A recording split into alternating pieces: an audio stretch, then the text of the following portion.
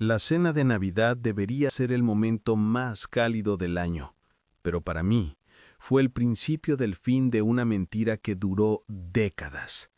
No hubo gritos al principio, solo el sonido metálico de un tenedor chocando contra la porcelana y una frase que todavía retumba en mis oídos con la frialdad de una sentencia de muerte.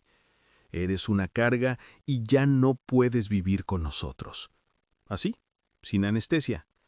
Mi propio padre, el hombre que no ha movido un dedo por esta familia en años, me estaba desechando como si fuera basura, en medio de la celebración más importante del año. Pero lo que él no sabía, lo que su ego ciego no le permitía ver, es que yo no era la carga, yo era el motor, yo era el que mantenía las luces encendidas mientras él se hundía en su propia pereza. Y esa noche tomé una decisión. Si yo era una carga, se iban a enterar de lo que pesa el mundo cuando tienes que cargarlo tú solo. La atmósfera en el comedor era asfixiante. El olor a pavo y jamón glaseado que minutos antes parecía delicioso, ahora se sentía rancio, como si la traición hubiera podrido la comida en los platos. Mi padre me miraba fijamente, con esa expresión de superioridad injustificada que solo tienen los hombres que nunca han tenido que rendir cuentas a nadie. Sus ojos, nublados por años de resentimiento y desempleo, buscaban una reacción, buscaban que me quebrara, que suplicara, que llorara por una oportunidad de quedarme en el hogar que yo mismo estaba financiando. Mi madre soltó una risa nerviosa. Fue un sonido horrible, agudo y fuera de lugar, como el cristal rompiéndose. Miró a mi padre, esperando que dijera que era una broma de mal gusto, pero él no se movió. Se quedó allí, rígido, con el pecho inflado, saboreando el pequeño gramo de poder que sentía al intentar expulsarme de su dominio. Mi hermana menor, Lily, tenía solo 16 años. Se quedó petrificada. Pude ver cómo el tenedor temblaba en su mano antes de dejarlo caer sobre el plato con un ruido seco. Sus ojos saltaban de mi padre a mí, llenos de un terror genuino. Ella sabía, aunque ellos no quisieran admitirlo, quién era el que realmente sostenía los pilares de esa casa. Tragué el trozo de jamón que tenía en la boca. Sabía a ceniza. Dejé los cubiertos con una calma que me sorprendió incluso a mí mismo.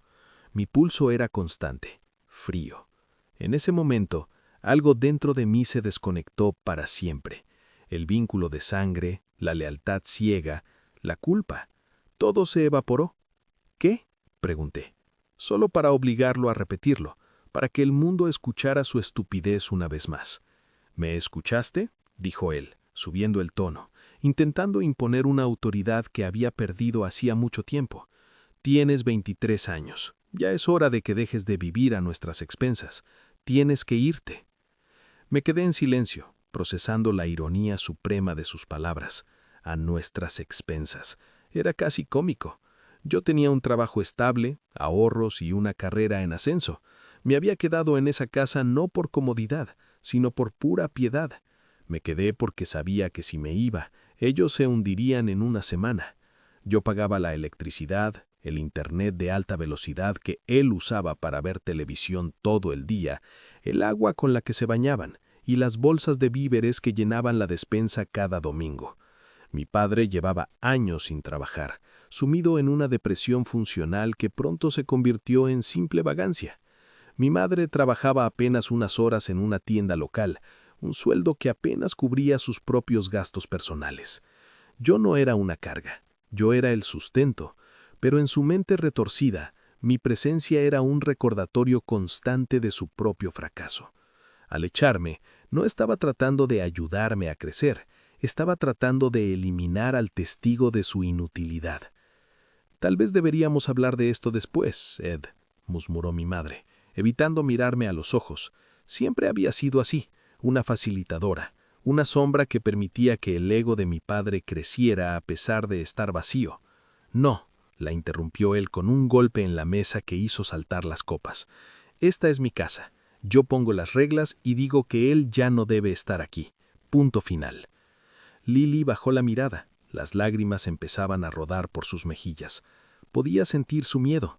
Ella sabía que esto no se trataba solo de mí. Si ellos podían desechar al hijo que mantenía la casa, ¿qué seguridad tenía ella? Me recosté en la silla y lo miré. Él se enderezó, creyendo que había ganado una batalla épica. No tenía ni idea de que acababa de firmar el desalojo de su propia comodidad. «Está bien», dije, simplemente. No hubo discusión, no hubo súplicas. Me levanté, tomé mi plato y lo llevé al fregadero. Podía sentir sus miradas clavadas en mi espalda. Mi madre seguía revolviendo su puré de papas con movimientos mecánicos, como si la realidad se reseteara. Mi padre tomó un sorbo largo de su bebida, con una sonrisa de satisfacción que pronto se le borraría de la cara. Caminé hacia las escaleras, pero antes me detuve y miré a Lily.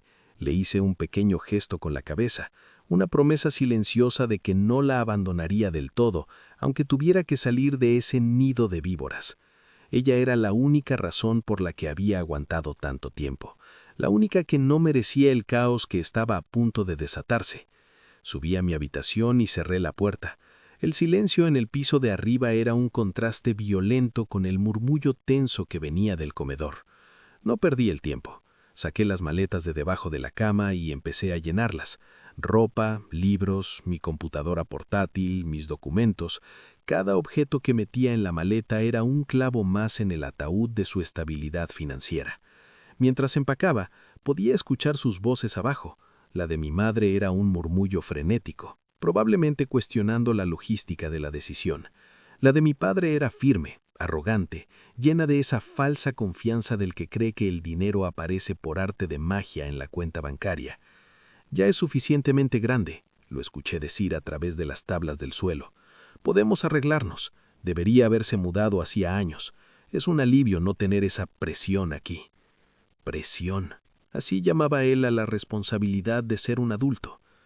A la mañana siguiente, el sol aún no salía cuando terminé de cargar el auto. La casa estaba en silencio, ese silencio pesado que precede a una tormenta. No quise despertar a nadie. No quería más escenas, ni disculpas de último momento de mi madre, ni más alardes de poder de mi padre. Miré la estructura de madera y ladrillo por última vez.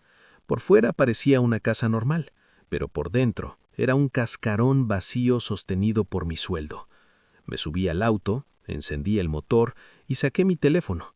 Esta era la parte que ellos no habían calculado. Abrí la aplicación de mi banco y las aplicaciones de servicios públicos. Uno por uno eliminé mi nombre y mis tarjetas de crédito de las cuentas de electricidad, agua, gas e internet. Incluso la cuenta de Netflix y el servicio de entrega de comida que ellos usaban habitualmente. Sin mi nombre en esos contratos, los servicios no se transferirían automáticamente a ellos, se cortarían por falta de pago o por cancelación del titular. Y como ninguno de los dos tenía crédito ni ingresos estables, buena suerte intentando dar de alta todo de nuevo. Puse el auto en marcha y me alejé sin mirar atrás. El alivio fue instantáneo. Era una libertad extraña, teñida de una oscura satisfacción. Me instalé en el departamento de mi amigo Jake. No era el lugar ideal. Su sofá era viejo y olía a perro, y su compañero de cuarto, un tipo llamado Mark, no parecía muy feliz de tener a un invitado extra. Pero para mí, ese sofá era el paraíso comparado con la mesa de Navidad en la que fui traicionado. Durante los primeros 3 días, el teléfono se mantuvo en silencio.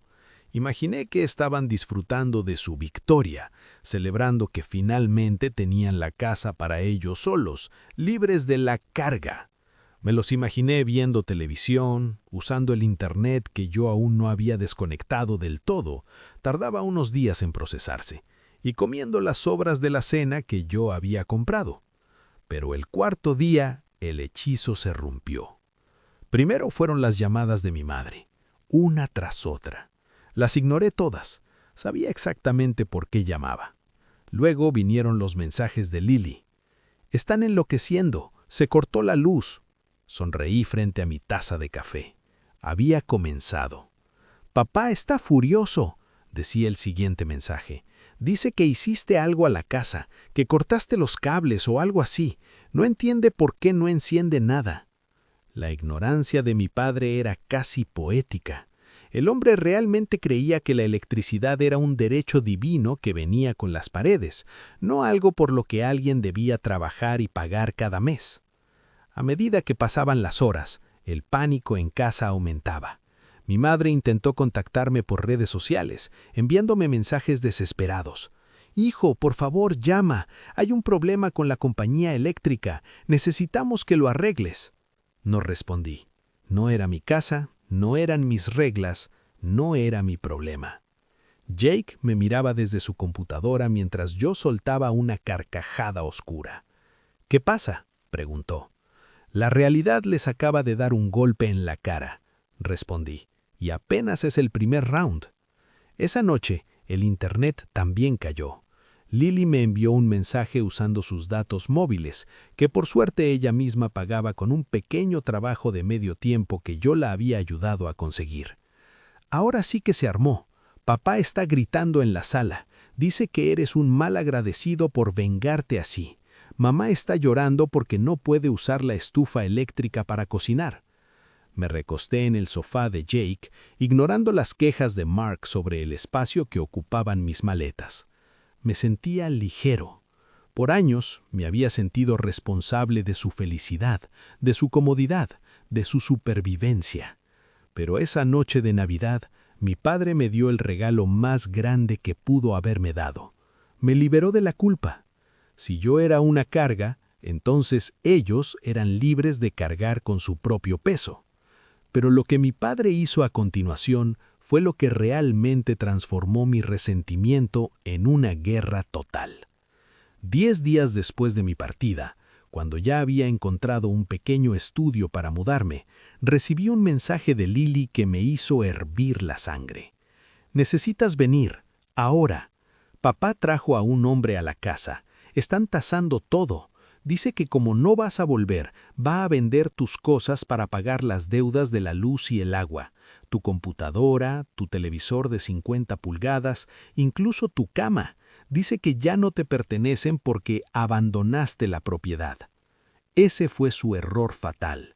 No solo me echó, sino que ahora intentaba robarme lo que gané con mi esfuerzo para financiar su incapacidad de ser un adulto. Tomé las llaves del auto y salí del departamento de Jake con una furia fría y calculadora. Si mi padre quería jugar a ser el dueño de la casa, yo le iba a enseñar quién era el dueño del tablero. Cuando llegué a la que solía ser mi casa, la escena era patética. No había luces encendidas, solo la luz del atardecer filtrándose por las ventanas. En la entrada, mi padre hablaba con un hombre que sostenía una libreta. Se veía orgulloso, señalando hacia mi habitación en el segundo piso. «Es tecnología de punta», decía mi padre con esa voz de vendedor de aceite de serpiente. «Mi hijo la dejó aquí. Podríamos cerrar el trato por todo el lote de electrónicos hoy mismo». Me bajé del auto y caminé hacia ellos. Mi padre se tensó al verme, pero rápidamente intentó recuperar su máscara de autoridad.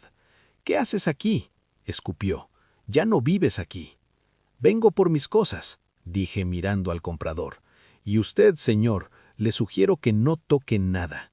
Ese equipo está a mi nombre. Tengo las facturas originales en mi correo, y si intenta comprar algo, llamaré a la policía por recepción de artículos robados en este mismo instante». El comprador miró a mi padre, luego a mí, y cerró su libreta. «Dijiste que eran tuyas, Ed», dijo el hombre, claramente molesto. «Están en mi casa», gritó mi padre, con la cara roja de vergüenza y rabia. «Lo que hay en mi casa es mío». «No funciona así, papá», dije acercándome a él. «Nada de lo que hay aquí es realmente tuyo, ni siquiera esta casa». Él soltó una carcajada burlona. «¿De qué hablas? La casa es de mi madre y mía».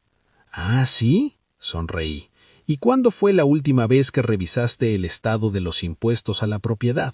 ¿O la hipoteca inversa que empezaste a tramitar hace meses sin decirle a mamá?». El silencio que siguió fue absoluto. Mi madre, que había salido al porche al escuchar los gritos, se quedó helada. Lily estaba detrás de ella, mirándome con una mezcla de miedo y esperanza. «¿Qué hipoteca, Ed?», preguntó mi madre con una voz que apenas era un susurro. Mi padre tartamudeó. No esperaba que yo supiera eso, pero yo siempre había sido el que manejaba el papeleo. Sabía todos sus secretos sucios. Sabía que estaba tratando de vender la casa a espaldas de todos para largarse con el dinero y dejar a mi madre y a Lily en la calle. Esa tarde la casa, que ya estaba a oscuras, se hundió en una oscuridad mucho más profunda. La pelea que estalló entre mis padres fue algo que nunca olvidaré, pero yo ya no era parte de eso. Subí a mi habitación, escoltado por el comprador que ahora solo quería salir de allí, y empecé a sacar mis cosas más valiosas ante los ojos furiosos de mi padre. Él intentó detenerme físicamente, pero Lily se puso en medio. «Déjalo en paz», le gritó a su propio padre. «Él es el único que nos ha cuidado. Tú solo eres un parásito». Esa palabra, parásito, pareció romper lo poco que quedaba del ego de mi padre. Se hundió en un sofá que yo había pagado, en una sala que yo mantenía, mientras yo sacaba mi vida de su alcance. Pero la historia no termina con una mudanza, porque lo que vino después fue el verdadero clímax de esta inesperable.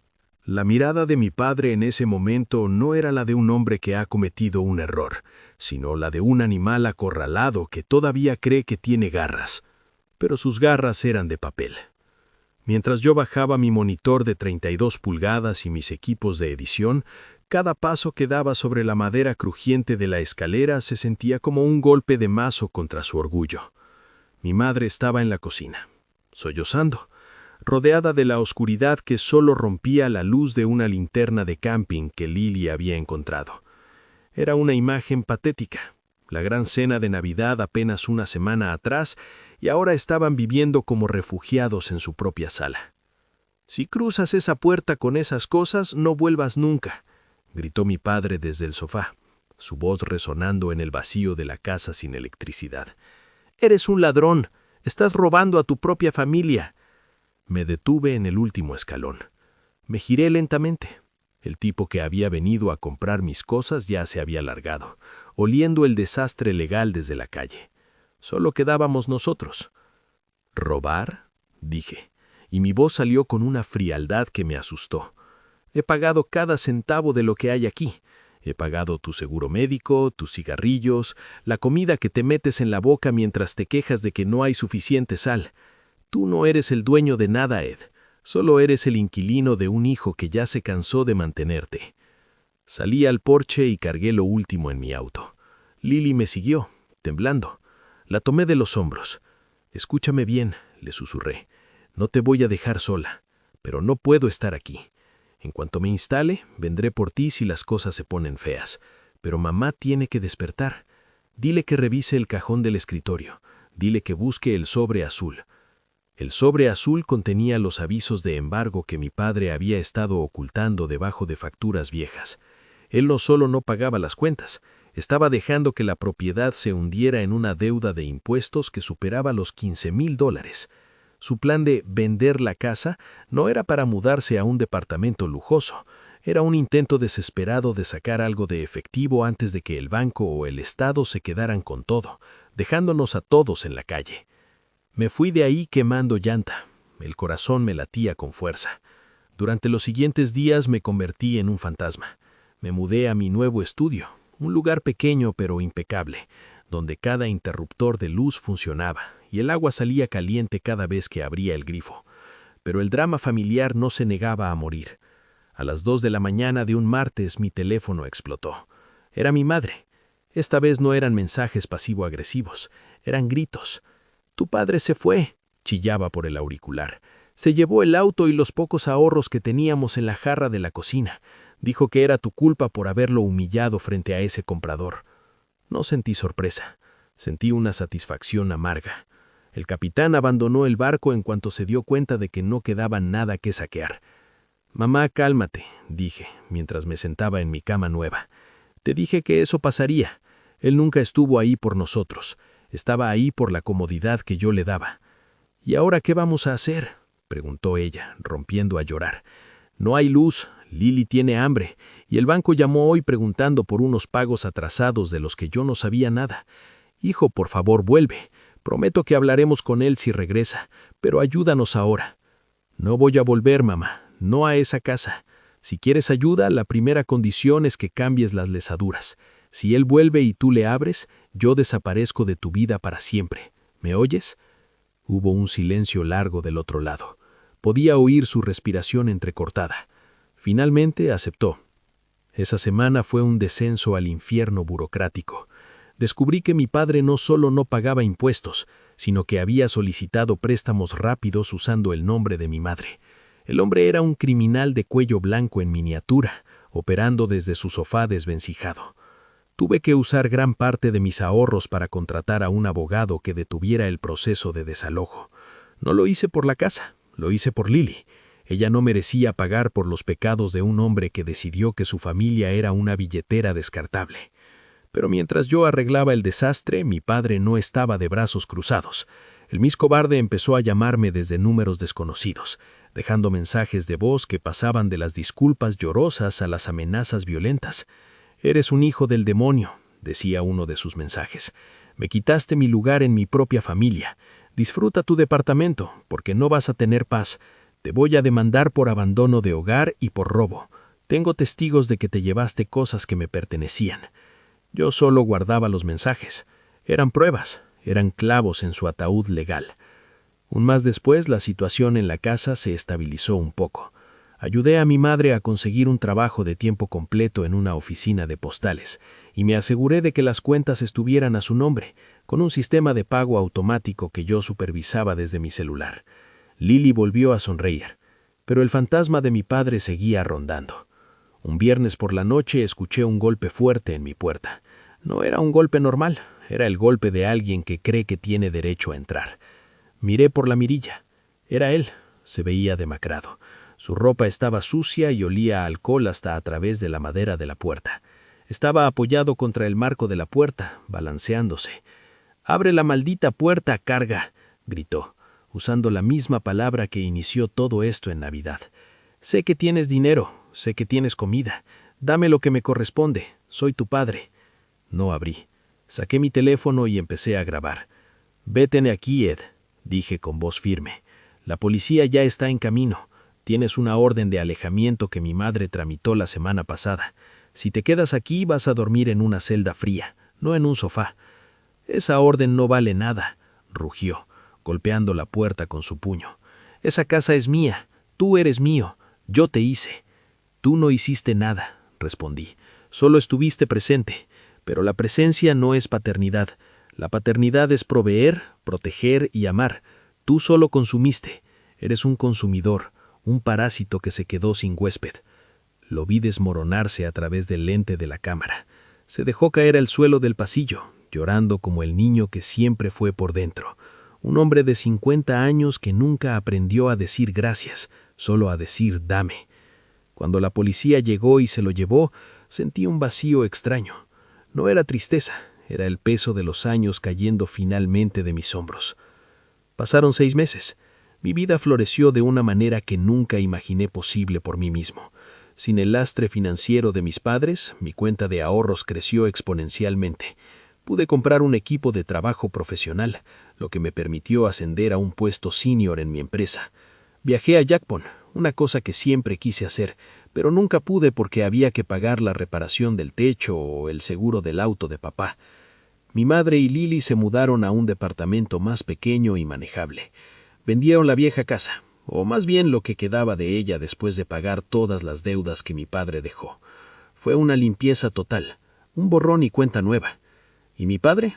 La última vez que supe de él, estaba viviendo en un albergue para hombres después de que su pariente lejano lo echara por, qué sorpresa, no pagar su parte y beberse el dinero del alquiler.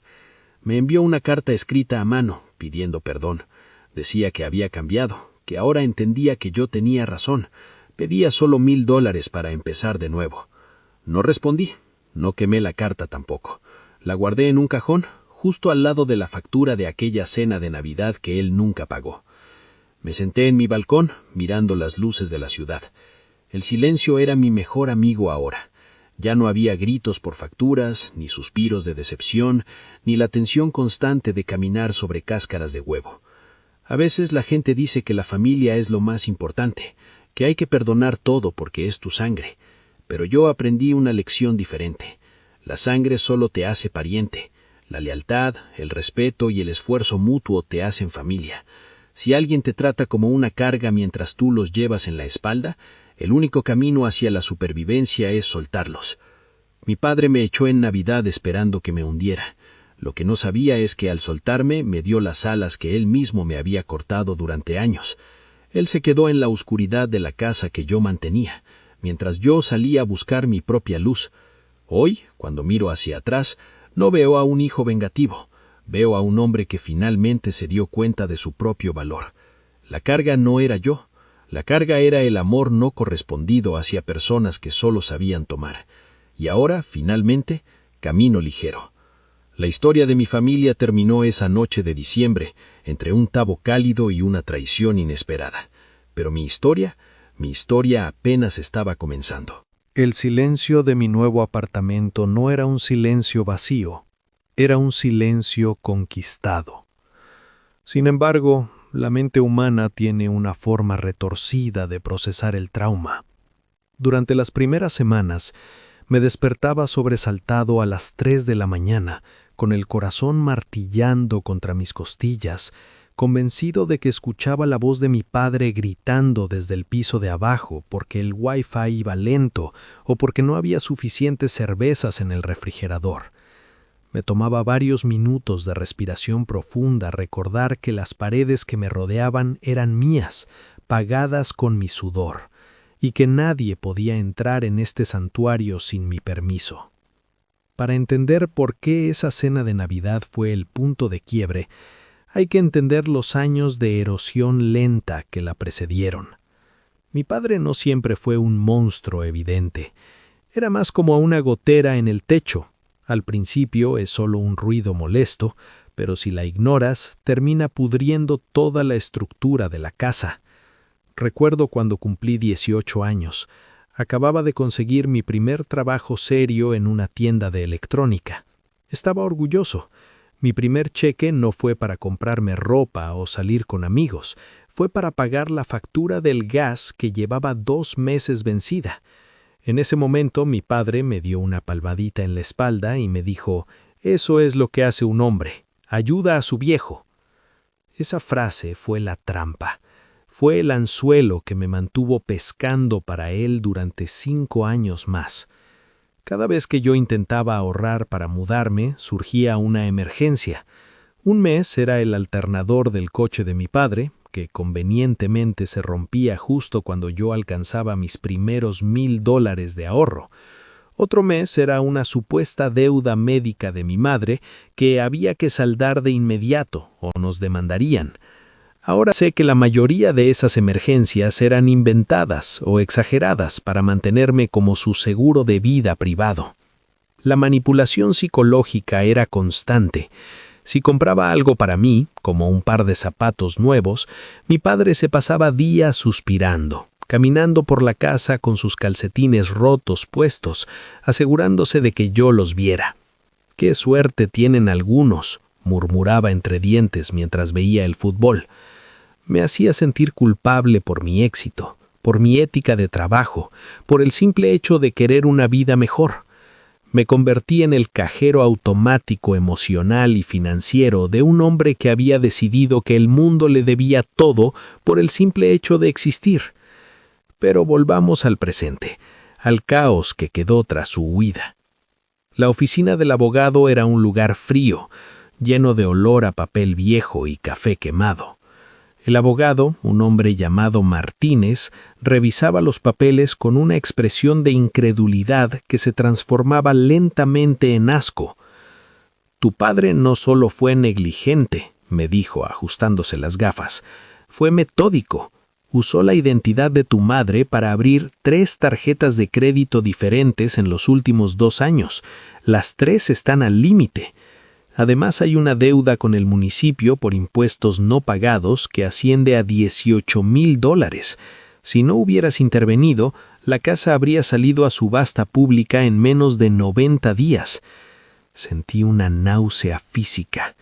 Mi madre, que estaba sentada a mi lado, parecía haber envejecido 10 años en una hora. No paraba de retorcer un pañuelo entre sus manos. «No lo sabía, hijo», me susurró. «Él siempre me decía que él se encargaba de la correspondencia. Decía que yo no entendía de números y que era mejor que él gestionara todo».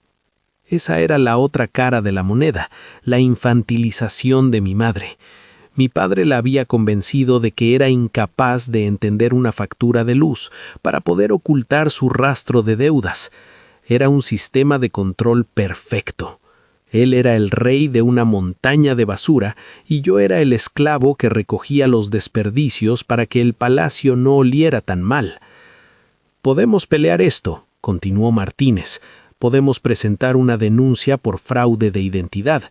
Si lo hacemos, tu madre podría quedar libre de las deudas de las tarjetas, pero eso significa que tu padre tendrá una orden de arresto inmediato». Mi madre soltó un sollozo ahogado. A pesar de todo, a pesar de que la había dejado en la oscuridad, sin dinero y al borde de la calle, ella todavía sentía esa lealtad residual, ese síndrome de Estocolmo que las víctimas de abuso financiero desarrollan con los años. «¿Quieres que tu hija crezca en la calle por proteger a un hombre que la abandonó sin comida?», le pregunté, endureciendo mi voz. No quería ser cruel, pero necesitaba que despertara. «Lily tiene 16 años. Está estudiando a la luz de las velas porque tu esposo se gastó el dinero de la electricidad en quién sabe qué. ¿Él es más importante que ella?». Ella levantó la vista. Por primera vez en mucho tiempo vi una chispa de fuego en sus ojos. Limpió sus lágrimas con un gesto brusco y asitió. «Haz lo que tengas que hacer, abogado», dijo con firmeza. Ese fue el día en que la cacería comenzó. No fue una cacería física, sino legal. Bloqueamos todas las cuentas, notificamos a las agencias de crédito, presentamos la denuncia por fraude. Y entonces, como una rata que sale de las alcantarillas cuando se inunda el sótano, mi padre volvió a aparecer. Empezó con mensajes a Lily. Sabía que ella era el eslabón más débil, la que todavía tenía recuerdos tiernos de cuando él la llevaba al parque cuando era pequeña. «Lily, dile a tu hermano que detenga esta locura», decían los mensajes. «Me van a meter a la cárcel por su culpa. Solo trataba de mantener a la familia a flote. Los préstamos eran para que no nos faltara nada. Tu hermano es un egoísta que quiere verme destruido». Lily me mostró el mensaje mientras cenábamos en mi nuevo apartamento. Yo le había dado una llave para que pudiera venir cuando quisiera, para que tuviera un lugar con internet, comida caliente y paz. «¿Crees que sea verdad, Marcus?», me preguntó ella, con la duda reflejada en su rostro adolescente. «¿Crees que lo hizo por nosotros? Mira a tu alrededor, Lily. ¿Ves algún lujo que nos haya dado con ese dinero? ¿Ves muebles nuevos en la casa de mamá? ¿Ves ropa nueva en tu armario? No, ese dinero se fue en apuestas online y en deudas de juego que él tenía desde antes de que yo naciera. No lo hizo por nosotros, lo hizo por él». Ella asintió lentamente, pero pude ver cómo su inocencia se rompía un poco más. Esa es la verdadera tragedia de estas historias. No es solo el dinero perdido, es la confianza que nunca se recupera. Es aprender, a una edad demasiado temprana, que las personas que se supone que deben protegerte son las que más daño pueden hacerte. Pasaron los meses. La policía finalmente localizó a mi padre. No estaba en un hotel lujoso ni huyendo en un coche deportivo. Lo encontraron durmiendo en un motel de mala muerte en la frontera del estado, compartiendo habitación con otros 3 tipos de dudosa reputación. Cuando lo arrestaron, no opuso resistencia. Estaba acabado. El juicio fue breve. Las pruebas de las firmas falsificadas en los contratos de las tarjetas de crédito eran irrefutables. Yo testifiqué. Fue la primera vez que lo vi en persona desde la noche en que intentó vender mis cosas. Se veía pequeño. Ya no era el gigante aterrador que dominaba la mesa de Navidad. Era solo un hombre adulto, calvo, con un traje que le quedaba grande y una mirada de derrota que intentaba disfrazar con destellos de odio dirigidos hacia mí. Cuando me bajé del estrado, pasé justo a su lado. «Te maldigo», me susurró. tan bajo que solo yo lo oí. «Algún día tus hijos te harán lo mismo, Ed», le respondí sin detenerme. «Mis hijos nunca tendrán que pagarme las facturas para que yo los quiera. Esa es la diferencia entre tú y yo». Lo sentenciaron a 3 años de libertad condicional y a pagar una restitución total, lo cual era una broma considerando que no tenía ni un centavo a su nombre.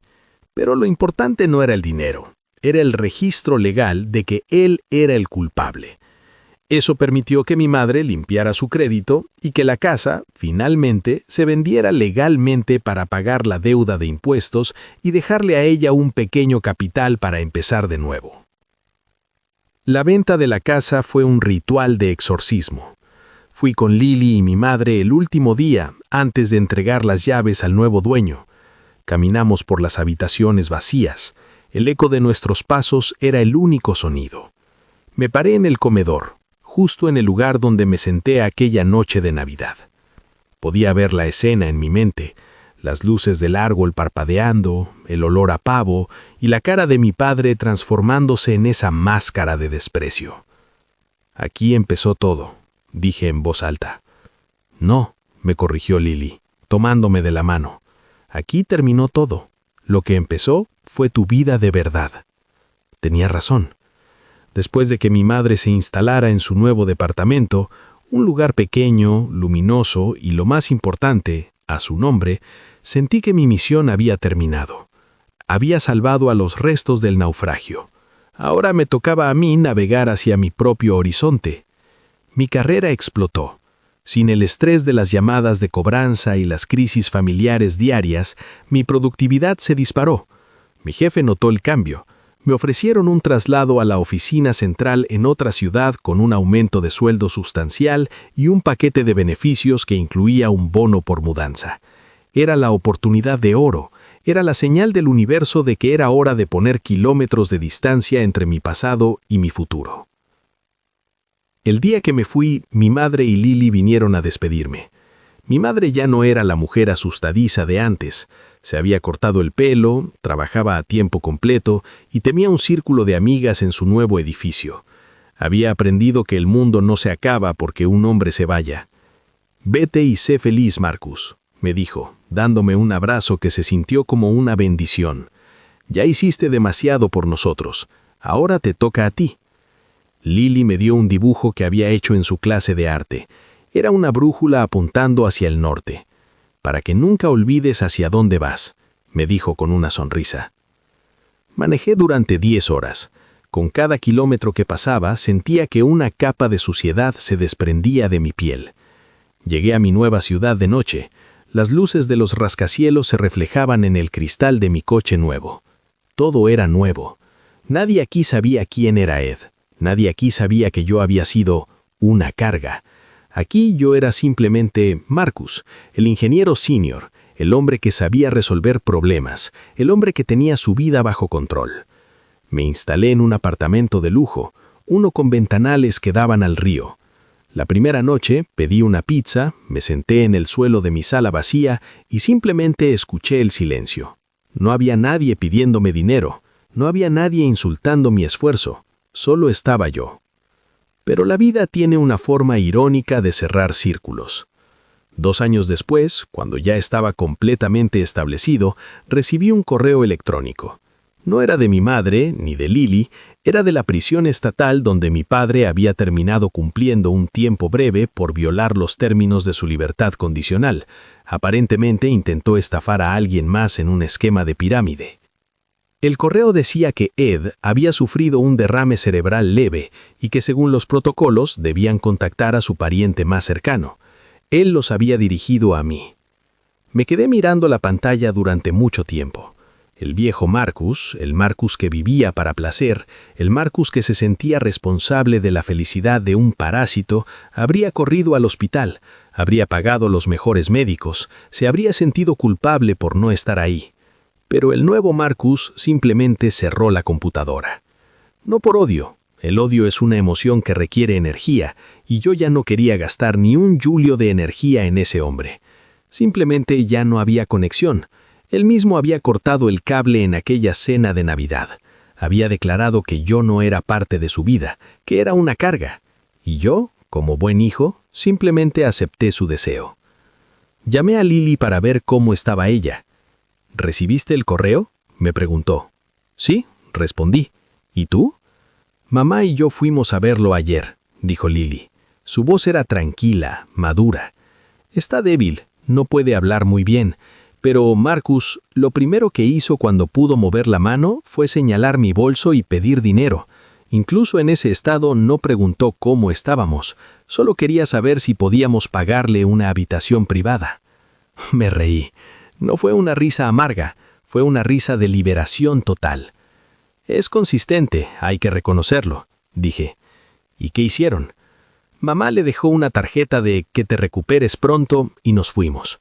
Le dijimos a la enfermera que no somos responsables de sus gastos, que el Estado se haga cargo. Colgué el teléfono y me acerqué al ventanal. La ciudad bullía abajo, llena de gente con sus propias historias de lucha y redención. Pensé en todos aquellos que en este mismo momento están sentados en una mesa familiar, sintiéndose pequeños, sintiéndose utilizados, sintiéndose como una carga mientras mantienen a las personas que los insultan. Si pudiera decirles algo, les diría esto. El momento en que te echan es el momento en que te salvan. La puerta que cierran detrás de ti es la misma que te impedía ver el mundo. No tengas miedo del frío afuera, porque es preferible morir de frío siendo libre que vivir en la calor de una casa que te consume el alma. Hoy es Navidad de nuevo, pero no hay pavo en mi mesa, ni tensiones, ni dramas.